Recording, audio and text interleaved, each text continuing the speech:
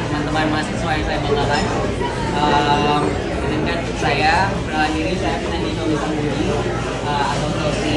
Di sini sedang mengambil studi Policy and Climate di Johns Hopkins University. Kami paham pasti jadwal Bapak di Amerika Serikat pasti sangat padat, tapi kami sangat mengapresiasi niat Bapak untuk berdiskusi dengan kami. Tidak hanya di DC, tapi kemarin sudah juga dilakukan diskusi dengan teman kami di juga. Jadi kami sangat mengapresiasi hal tersebut. Saya kebetulan sekarang sebelum di sini saya kerja di Telkom, Pak. Sekarang kebetulan mengambil Master of Business Administration di Johns Hopkins University. Saat ini sedang menempuh pendidikan di Johns Hopkins University, jurusan Master of Public Health. Background saya dokter di Indonesia. Saya sekolah di George Washington University di DC, jurusan Communication Management. Saat ini saya kuliahnya di Security Studies Georgetown University. Dan kita juga sangat semangat sekali karena kita bisa akhirnya mendapatkan pendapat dari teman-teman mahasiswa di sini. Saya studi di Georgetown bagi bidang hukum. Mahasiswa master di sini di George Washington University. Di sini saya mengambil jurusan Interdisciplinary Business Studies karena ini dengan teman-teman ingin mendapatkan ilmu terbaik dari Amerika, kemudian bawa pulang. Kalau saya khususnya memang nanti pulang mau mengajar, jadi pengen ada seperti Mas Eka juga pulang pengen jadi dosen. Saya sekarang kuliah di jurusan Library and Information Science, Master Ilmu Perpustakaan dan Informasi di University of Maryland. Jadi saya sebelum kesini saya pustakawan di Perpustakaan Nasional. Jadi nanti juga akan kembali ke sana. Saya sekarang studi Master Education Policy di University of Maryland. Saya saat ini menempuh studi S2 Political Communication di Johns Hopkins University. Saya akan lulus tahun depan dan akan kembali mengabdi di Indonesia. Saya kuliah di University of Maryland, program master jurusan Supply Chain Management. Sekarang saya sedang kuliah S1 di University of Mary Washington di Fredericksburg, Virginia. Sekarang tahun ketiga saya jurusan Cyber Security. Sekarang lagi program S1 di George Washington University, lagi double major International Affairs sama Business, dan kebetulan juga lagi magang di KBRI, jadi tadi sebenarnya udah foto bareng tadi. Terima kasih. Kami juga merasa ini kesempatan yang baik diberikan panggung untuk menceritakan kisah sukses Indonesia, pemerintah Indonesia, Kementerian ATR BPN di depan forum yang terhormat kemarin.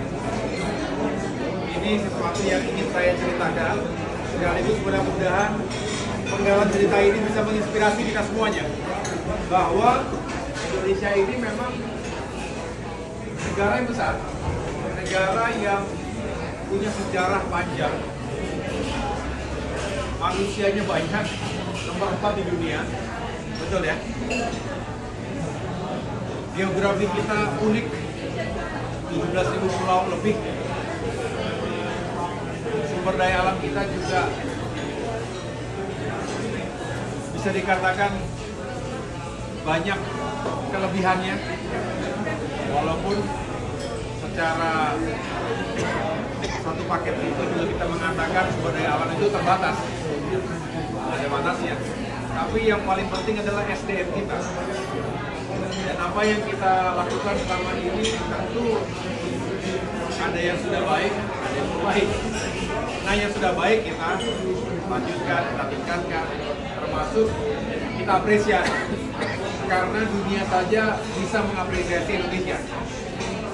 Itu yang kami sampaikan kemarin, diamini oleh para audiens, datang dari 81 negara. Dan mereka mengatakan impresif apa yang dilakukan oleh Indonesia dalam hal reforma agraria. Tadi ada beberapa yang mengangkat isu tentang tanah, tentang tata ruang, tentang masa depan Indonesia dari sisi tanah dan tata ruang dihadapkan pada tantangan ke depan, termasuk krisis iklim dan lingkungan. Jadi kami menceritakan itu dengan sukacita karena alhamdulillah sekali lagi banyak hal yang telah dilakukan. Saya orang baru yang bekerja selama ini beliau-beliau ini.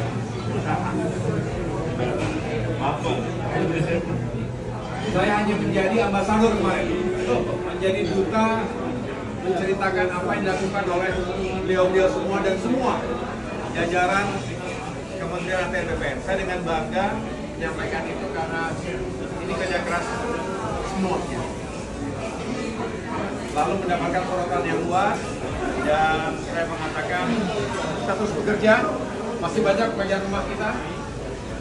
Saya boleh sampaikan di sini bagi yang mengikuti betapa kompleksnya urusan pertanahan Indonesia itu adalah karena puluhan tahun banyak warga Indonesia yang tidak punya sertifikat tanah. Punya rumah, punya lahan, berkebun itu bertahun-tahun, belasan puluhan tahun, tapi nggak punya sertifikat. Secari kertas yang bisa membuktikan keabsahan kepemilikan properti yang ditinggali dan dimiliki. Di tempat kita masih banyak serobot penyerobot tanah, mafia tanah. Mungkin kita mengikuti juga ya, tiba-tiba dirampas, dokumen dipalsukan, dipecah-pecah, diagunkan, dijaminkan. Ada orang keluarga yang langsung tersingkir dari rumahnya sendiri.